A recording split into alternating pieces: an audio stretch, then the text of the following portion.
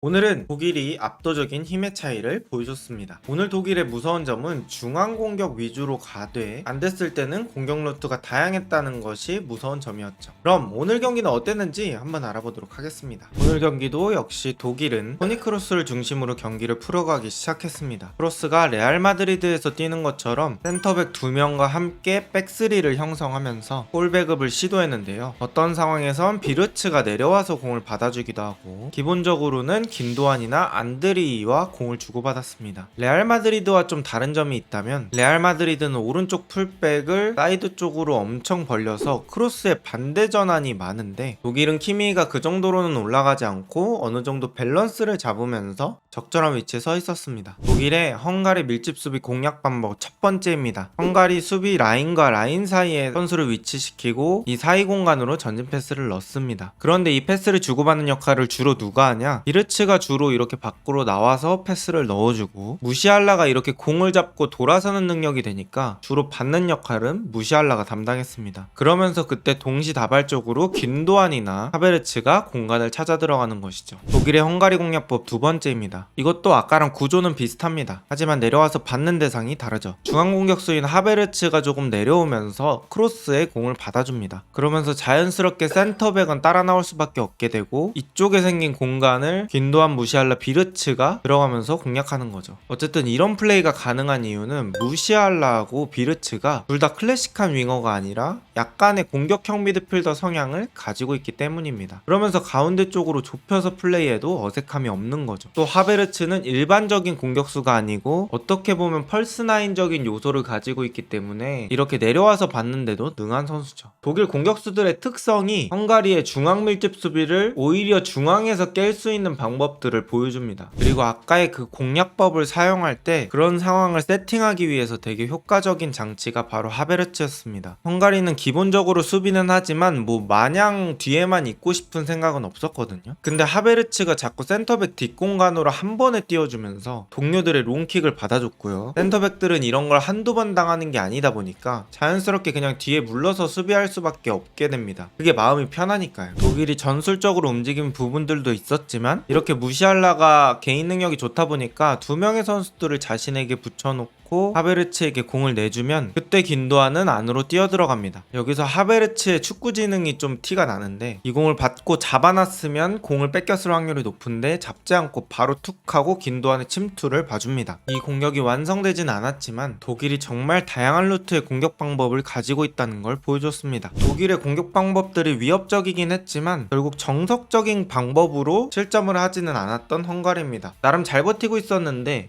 우당탕탕하는 상황 속에서 선수들의 집중력 차이가 점수 차이를 만듭니다. 자기 팀 동료가 이렇게 넘어졌는데 심판은 휘슬을 불지 않았고 여기서 헝가리 선수들은 손을 들면서 항의를 합니다. 하지만 오히려 상대편인 긴도안이 다가가면서 공을 뺐죠. 양 팀의 집중력 차이를 단적으로 보여주는 장면입니다. 그리고 긴도안이 이 공을 챙겨서 무시알라에게 내주고 무시알라는 툭 쳐놓은 다음에 골키퍼가 없는 골대에 슈팅으로 득점을 성공합니다. 홍명보 감독님의 유명한 짤 이게 팀이야?가 생각나는 바로 그런 장면이었습니다. 저는 오늘 경기에서 독일이 진짜 우승 후보라고 느낀 게 이런 공격 쪽의 전술도 좋지만 뒷문도 든든했습니다. 소보슬라이의 결정적인 프리킥을 막아낸 노이어라든지 몸으로 슈퍼 세이브를 해낸 요나탄 타라든지 후방 쪽 선수들의 개인기량도 독일의 승리에 한몫했습니다. 경기를 보면서 계속 든 생각이 뭐냐면 독일의 공격 루트가 정말 다양하다. 그래서 앞으로 독일을 만나는 팀들은 좀 꽤나 고생 좀 하겠다 라는 생각이 들었습니다.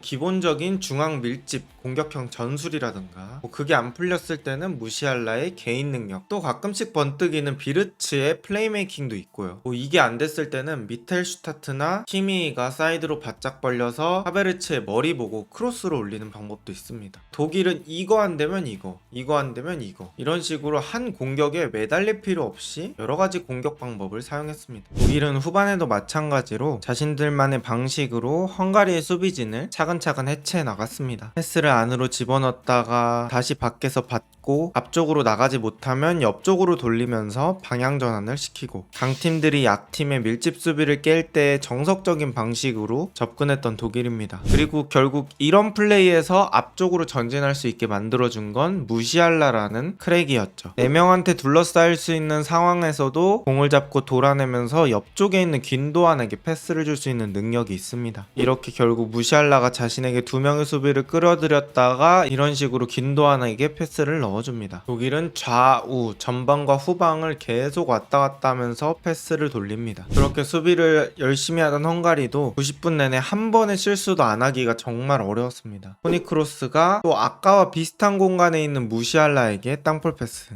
무시할라가 빠르게 돌아서면서 왼쪽에 있는 미텔슈타트에게 공을 내줍니다. 미텔슈타트에게 공이 가는 순간 센터백은 자신의 자리를 채워야 하고 또 다른 수비수는 미텔슈타트의 크로스각을 막아야 합니다. 그러면서 균도안 쪽 패스길이 열리게 됩니다. 물론 여기 있는 선수가 균도안을 맨마킹 해줬으면 좋았겠지만 패스의 타이밍이 워낙 빨랐던 데다가 축구 선수는 결국엔 사람이기 때문에 90분 내내 집중력을 유지하는 게 매우 어려운 일이죠. 여기서 균도안이 반대편 골대로 깔끔하게 밀어차며 경기를 2대0으로 만듭니다. 2대0 상황에서 헝가리가 높이 올라온 독일의 뒷공간을 조금이라도 공략하려고 치면 그때마다 요나탄 타가 백마탄 왕자처럼 어디선가 등장해서 엄청난 커버를 보여줬습니다. 결국 여러 선수들의 공헌으로 경기는 2대0으로 독일이 승리하게 됩니다. 오늘 경기를 보면서 느낀 건 독일 진짜 세다. 그리고 첫 번째, 개최국이라 홈 어드밴티지가 있다. 두 번째, 공격 루트가 정말 다양하다. 세 번째, 한 선수가 멱살 잡고 캐리하는 그림이 아니다. 즉 11명의 선수가 각자의 몫을 하고 있다. 이렇게 세 가지 이유로 독일이 정말 강력한 우승 후보라고 느꼈습니다. 과연 독일은 우승에 성공할 수 있을까요?